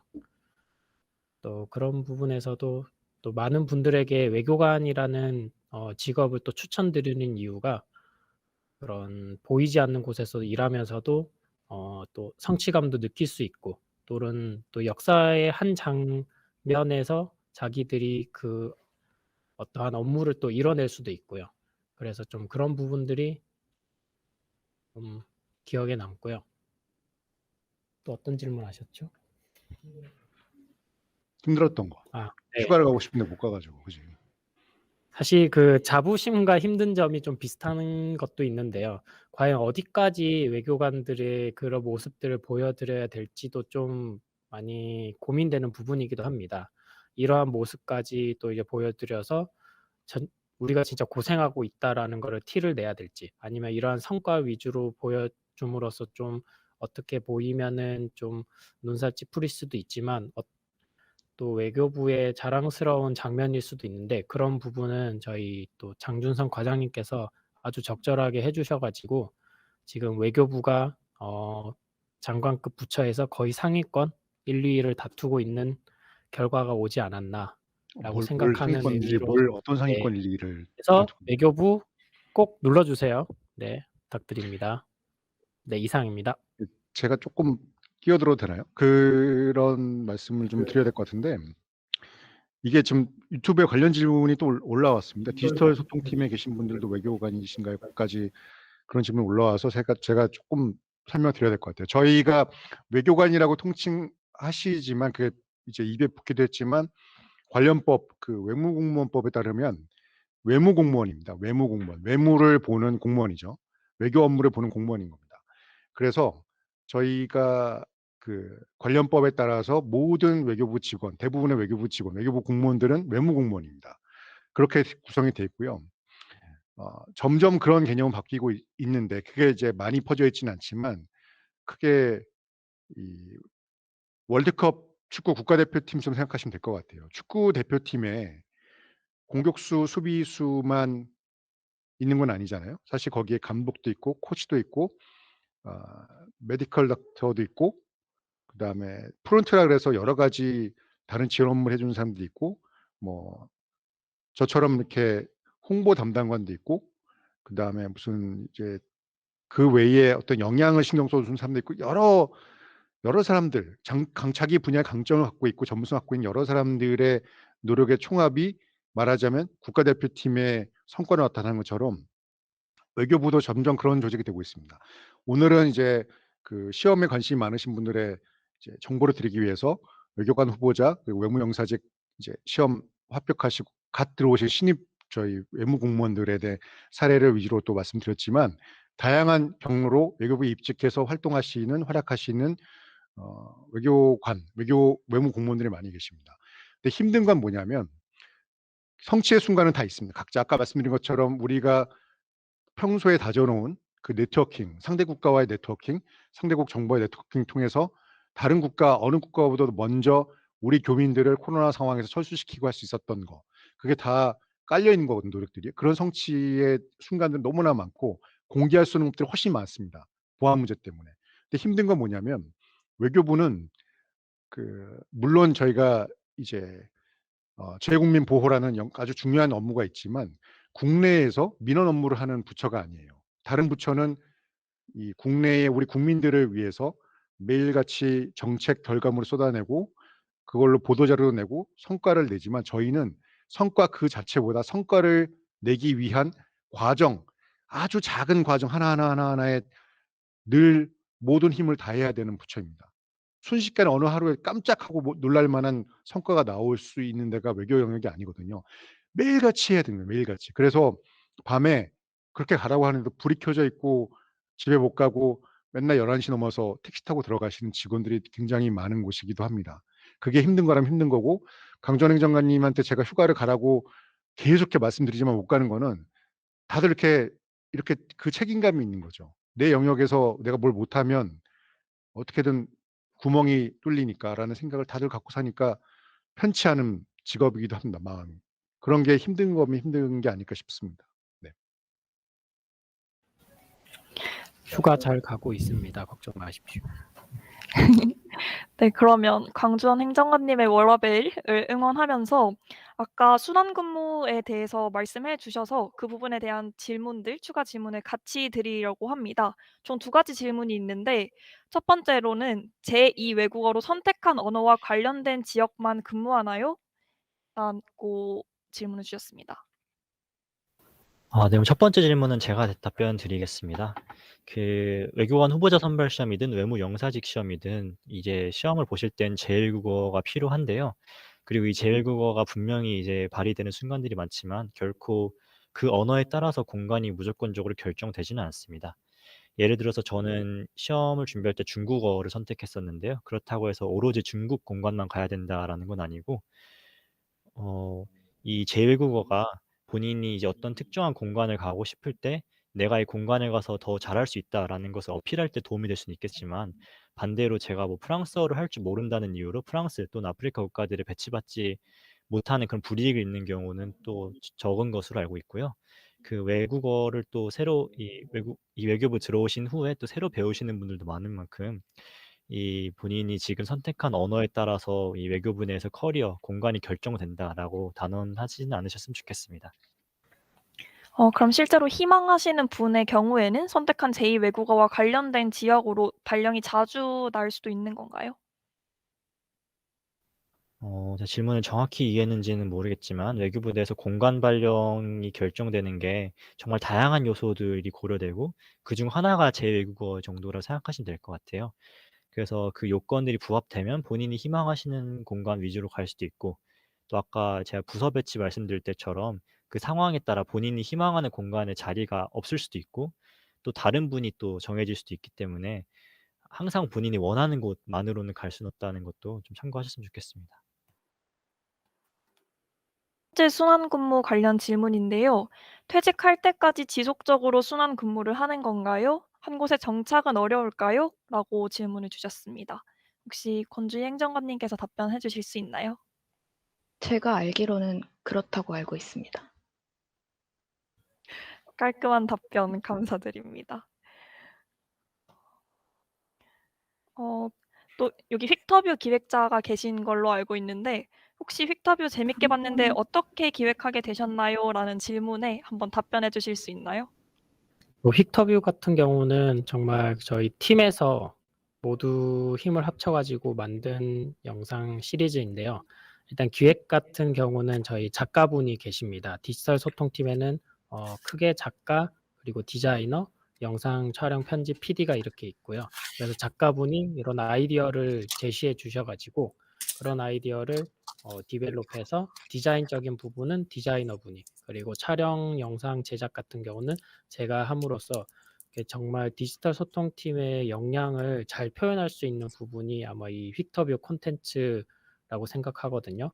또 거기에 또 다양한 분들을 섭외를 또 과장님께서 해주셔가지고 정말 적재적소에 또 왜 자꾸 과장님이 했다고 그래요? 이게 오늘 이상한데? 아무튼 네. 섭외를 네. 많이 해주셔가지고 저는 심지어 원하지 않는 분들도 많이 섭외를 해주셔가지고 그런 분들 컨텐츠도 많이 했습니다. 그래서 다양한 정말 외교관들의 모습을 다양한 장소에서 보여줄 수 있는 게 휙터뷰라고 생각하거든요. 그래서 혹시 못 보신 분들이 계시면은 휙터뷰를 한번 쭉 보시면 외교부가 이렇게 일을 하고 있구나라고 좀 이해되시기에 편하실 것 같습니다. 네. 유튜브 댓글로 황 씨가 최근 해양법 국제학술회의를 홍보한 휙터뷰 가장 인상 깊었다고 하는데 저도 이 춤추는 거 굉장히 재밌게 봤습니다. 앞으로도 다양한 휙터뷰 기대하도록 하겠습니다. 또 외교 유튜브 댓글로 그럴만두님께서 외교관이 되고 나면 역량 강화를 위한 공부, 예를 들어 국비 유학이나 외국어 공부 지원 제도 같은 것이 있나요? 있다면 얼마나 활용되는 편인지, 효용성은 어느 정도인지 궁금합니다. 라는 질문이 올라왔는데요. 김명목 사무관님 말씀해 주시면 좋을 것 같은데. 애석하게도 저는 외교관이 된 이후에 역량 강화를 열심히 한 사람은 아니어서 제가 이 답변을 드릴 아주 적절한 사람은 아닌데요. 저희 부내에서는 이 들어온 이후에도 정말 열심히 본인의 역량을 강화하시는 분들 많이 계십니다. 예, 제가 알기로는 부내에서 영어뿐만 아니라 제2외국어 이제 공부도 지원이 되어서 점심시간이라든지 출근 전 시간을 활용해서 강의를 듣는 분들도 많이 계시고요. 또 이외에 뭐 이 회사에서 제공되는 서비스가 아니더라도 본인이 이제 따로 찾아보셔서 그런 언어를 공부하시는 분들, 또는 국제 정세나 그런 이슈, 이론들 공부하시는 분들도 많이 계십니다. 제 동기들 중에는 그런 이제 독서 모임을 해서 국제 정치 관련 도서들을 꾸준히 읽는 그런 모임도 있고요. 또 질문과 주신 것 중에 국비 유학 제도도 말씀해 주셨는데, 저는 아직 신입이라 사실 이 유학 제도에 대해 자세히 알아보진 않았으나 이 외교부에 근무하시는 분들 중 일부는 또 선발이 되신다면은 이 유학을 갈 수 있는 기회가 주어진다고는 알고 있습니다. 이 유학에 만약 선발되시게 된다면은 이제 해외로 가서 또 본인이 희망하는 그런 분야에 대한 전문성을 또 쌓을 수 있기 때문에 또 그런 전문성을 쌓고 나서 외교부에 다시 이제 실무로 복귀하게 된다면은 그 분야에서 더욱더 이제 역량을 발휘하실 수도 있겠고요. 그런 만큼 이제 외교관 사실 시험 준비하는 것만큼이나 들어오셔서 이제 공부하고 또 노력하셔야 되는 부분들이 많다고 저는 느끼고 있습니다. 네, 그럼 이어서 권주희 행정관님, 메타버스의 서 씨가 이제 외무영사직도 해외 연수가 가능한가요? 라고 질문 주셨는데 답변 부탁드립니다. 네, 가능하다고 알고 있습니다. 네. 일단 최소 3년 정도는 본부에서 근무를 해야지 그 연수를 신청할 수 있는 요건이 주어진다고 알고 있습니다. 장래 저희 과에서 업무 가셨죠, 또. 네. 또 이어서 권주희 행정관님께 외무영사직 업무는 외교통상직, 외무행정직, 외무정보관리직으로 나뉜다고 하는데 이 차이에 대해서 궁금해하시는 분이 계십니다. 옛날 기준으로 알고 계신 것 같긴 한데 좀 아, 자세하게 설명 부탁드립니다. 김현목 사무관님 같이 외교관 후보자로 들어오신 분들이 외교통상직이고요.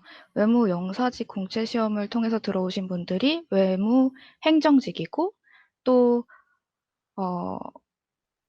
다른 직렬이 외교정보기술직이라고 외교적 교수. 네. 알고 있습니다. 네. 외교관 시험을 공부하시는, 준비하시는 분들에게 도움이 되는 답변이었길 바랍니다. 다음으로는 또 메타버스에 올라왔던 질문 중에 하나인데요. 아까 살짝 자랑하셨지만 정부부처 SNS 중 외교부가 상위권을 차지하고 있는데 국민의 관심 있는 외교관을 알리기 위해 주로 어디에 홍보 중점을 두고 계신지 우리 장준성 과장님께 한번 질문 드리겠습니다. 제가 너무 얘기를 많이 한 것 같아서 저 말고 다른 분이 하시면 안 될까요? 강주환 행정관님, 제가 할까요? 제가 할게요. 네. 제가 해요? 하신 말씀 있으면. 영상 보면 하시죠. 그게 더 재밌으니까. 네. 사실 제 개인적인 외교부에서의 목표는 국민들과 좀 다가가는 그런 영상들을 많이 만들어서 외교부의 다양한 모습들을 많이 알려드리고 싶었습니다. 여러분들이 좀 요즘에 그리고 좀 얼마 전에 좀 유행했던 MBTI 보시면은 MBTI의 어떤 외교관이라는 형식이 나오더라고요. 그래서 과연 그 사람들이 그걸 보고 외교관 분들은 이런 성격이 다 있을 거다라고 하시는 분도 계셨고 또 그런 부분에 의해서 외교부의 좀 다양한 인재들을 또 다양한 모습으로 보여드리면서 외교부에는 정말 각양각색의 또 다양한 분야에서도 이렇게 활동하셨다가 오신 분들도 계시기 때문에 좀 더 소통할 수 있는 외교부의 모습을 좀 보여드리고 싶었어요. 그래서 좀 획기적인 영상도 많이 만들어서 펭수도 섭외했었고 또 저희 자체적으로 캐릭터를 만든 양규봉이라는 이건 비밀인가? 양규봉이라는 캐릭터도 있습니다. 그런 식으로 해서 저희 외교부 자체의 컨텐츠를 좀 다양하게 만들어서 다가갈 수 있는 국민들한테 예전과는 좀 멀리 있는 것이 아니라 좀 더 다가갈 수 있는 컨텐츠로 제공하고 싶고 또 앞으로의 목표도 그런 쪽으로 많이 하고 있습니다. 그래서 아마 그런 부분들이 좀 이런 시청자분들과 국민분들이 좀 좋아하셨기 때문에 좋은 결과가 계속 나오고 있지 않나 싶습니다.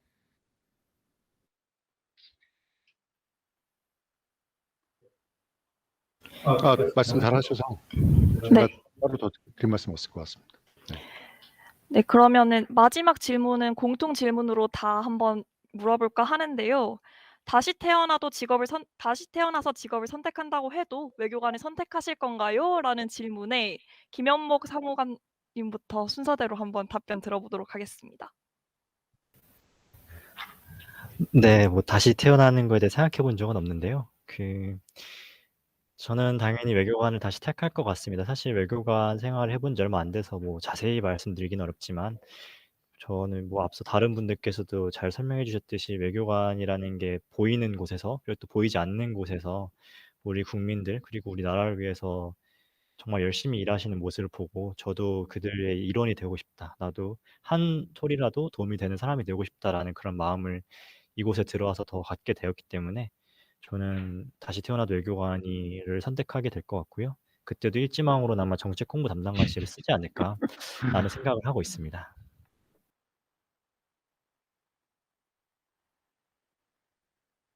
제가 하나요? 이렇게 하는 거 아니었어요? 김면목 사무관님이 약간 제 멘트를 미리 약간 가로채셔가지고 제가 할 말이 없었는데, 저는 이렇게 말씀드리겠습니다. 사실 저희 정책 홍보 담당관이 오늘 같이 출연해 주신 분들이 대략 길게는 2년 3개월 함께 오신 전우 같은 분들입니다. 저희 과가 아까 강조원 행정관 말씀하신 SNS 구독자 수에서의 성과도 뭐 성과라고 할 수 있지만, 저희가 자랑하는 건 어느 부서보다 굉장히 팀워크도 좋고, 그리고 굉장히 분위기가 인간적이고 좋은 면모가 많은 곳입니다. 그래서 저한테 질문 던지신다면 외교부의 외무공무원이 다시 될 것인지는 모르겠지만, 저랑 함께하는 동료들하고는 다시 태어나도 다시 같이 일하고 싶다, 이렇게 말씀드리고 싶습니다. 저는 다시 태어난다면 한번 해봤으니까 다른 거 해봐도 좋을 것 같아요. 솔직한 답변 감사합니다. 마지막으로 강주원 행정관님.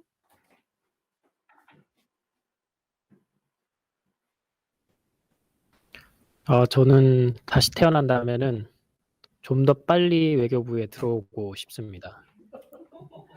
하고 싶은 일을 정말 여기서 한없이 하고 있고, 네, 상당히 여러분이 생각하시는 것보다 훨씬 더 오픈되어 있는 기관이라고 생각하시면 돼요. 이 개개인의 아이디어를 존중해주고 활성화할 수 있게끔 옆에서도 많이 도와주고, 물론 저희 부서뿐만 아니라 다른 부서도 그렇습니다. 그래서 제 개인적인 입장에서는 이렇게 좀 더 말랑말랑한 부드럽게 소프트한 조직은 다른 데에서도 좀 드물지 않나 싶어서 좀 더 일찍 들어와서 또 빨리 융화되고 또 다양한 업무를 또 해보고 싶기도 합니다. 네, 감사합니다. 네, 저희가 준비한 외교관과의 진솔한 토크 콘서트는 여기까지입니다. 중간에 유튜브 스트리밍 음향 송출에 잠시 문제가 있었던 점 양해 부탁드리면서요. 여러분 어떠셨나요? 멀게만 느껴졌던 외교관의 세계가 눈앞에서 그려지지 않으신가요? 평소 외교부는 국민들의 삶과는 다소 동떨어져 보였는데요. 오늘 이렇게 들어보니 외교관들은 국내외에서 국가와 국민을 위해 밤낮을 가리지 않고 뛰고 있는 것 같습니다. 보이지 않는 곳에서 국민을 위해 봉사하고 있는 외교관들의 진심이 여러분들께 전해졌길 바라며, 저희 외교부 서포터즈 또한 정말 열심히 뛰어서 외교 현장 곳곳을 취재하고 있습니다. 현장을 취재한 생생한 기사들이 네이버 블로그 모파랑과 외교부 서포터즈 인스타, 유튜브 모파랑 TV에 바로바로 올라가고 있으니 블로그와 인스타, 유튜브 구독과 좋아요 잊지 말아주세요. 외교부 채널도 구독과 좋아요 부탁드립니다. 그럼 이상으로 방송 및 프로그램을 마치도록 하겠습니다. 지금까지 함께해 주신 방청객 그리고 시청자 여러분 함께해 주셔서 감사합니다. 내년에 다시 찾아뵙도록 하겠습니다. 감사합니다.